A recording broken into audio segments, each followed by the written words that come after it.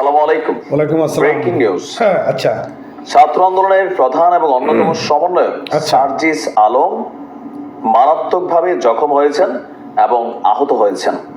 আমি যখন নিউজটি করছি তখন তিনি ঢাকা মেডিকেল বিশ্ববিদ্যালয় কলেজে চিকিৎসা নিচ্ছেন। আমরা যখন নিউজটা করছি তখন ধানমন্ডি 32-এ উত্তাল জোয়ার দেখছি। বিক্ষুব্ধ ছাত্র জনতা বিশাল এক বোলডোজার নিয়ে আসছে ধানমন্ডি 32-কে ফাইনালি গুড়িয়ে দেওয়ার জন্য তারা কর্মকাণ্ড চালাচ্ছে। আচ্ছা, কেউ ইট খুলছে, কেউ রড ভাঙছে, কেউ বাথরুমের পাইপ ধরে টানাটানি করতেছে। তো এর মাঝখানে সার্জিসকে আসলে ধানমন্ডি 32-এ গিয়েছিলেন না, যখন ধানমন্ডি 32-এ ভাঙচুর চলছে সার্জিস কিন্তু ওইখানে যায় নাই। আচ্ছা, সার্জিস আহত হয়েছে অন্য জায়গায়। তো কিভাবে আহত? তাকে কেউ হামলা করেছে না। আচ্ছা, ভাঙচুরে গিয়ে কোনো ইট পাটকেল পরে আহত হয়েছে তাও না।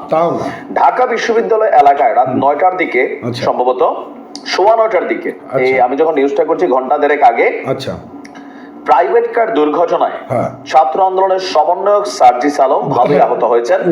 আপনার রাত 9:15টার দিকে ঢাকা বিশ্ববিদ্যালয় এলাকায় ব্রিটিশ কাউন্সিলের সামনে এই দুর্ঘটনাটি ঘটে।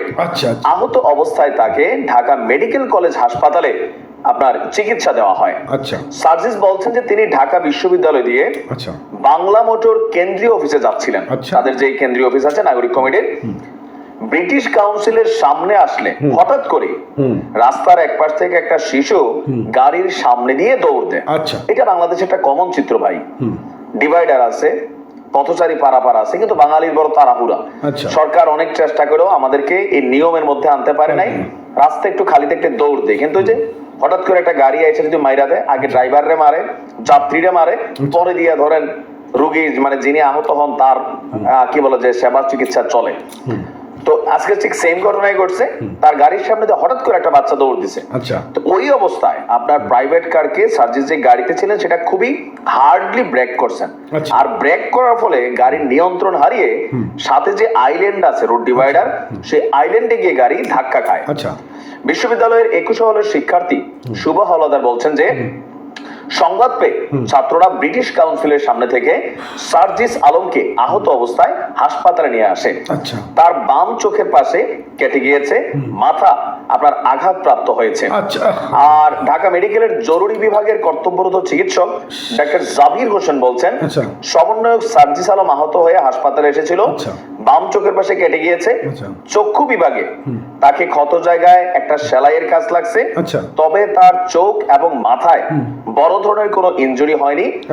চিকিৎসা দিয়ে তাকে আপাতত ছেড়ে দেওয়া হয়েছে। আর এই মুহূর্তে ধানমন্ডি 32-এর ভাঙার যে দৃশ্য সম্ভবত তিনি বাসা থেকে টোটাল লাইভ দেখছেন। তবে সার্জিসের এই আহত হওয়ার ঘটনা নিয়ে অনেক ধরনের নিউজ প্রচার করা হয়ে গেছে অলরেডি, বাট প্রকৃত ঘটনা হচ্ছে এই আমি এখন যে তথ্যটা আপনাদেরকে দিলাম, এটা হচ্ছে অথেন্টিক ঘটনা। ভালো থাকুন। হ্যাঁ, যাক, আসলে তো কিছু বলার নেই, এখন বললে তো সমস্যা, অনেক ধরনের সমস্যা ক্রিয়েট হতে পারে। মানে কি বলবো, বলার মতন ভাষা নেই, কি বলবো আমি জানি না কি বলতে চাচ্ছিলাম। আমি যা বলতে চাচ্ছিলাম তা কি বলতে পারবো? যা বলতে পারবো তা কতক্ষণ সহ্য করে রাখতে পারবো? যা বলার ইচ্ছা, সেই ইচ্ছা কতটুকু প্রকাশ করতে পারবো সেটা আমি জানি না। শুধু আমি নাইম ভাইয়ের একটা ভিডিও আপনাদের সাথে শেয়ার করলাম। ভালো থাকেন।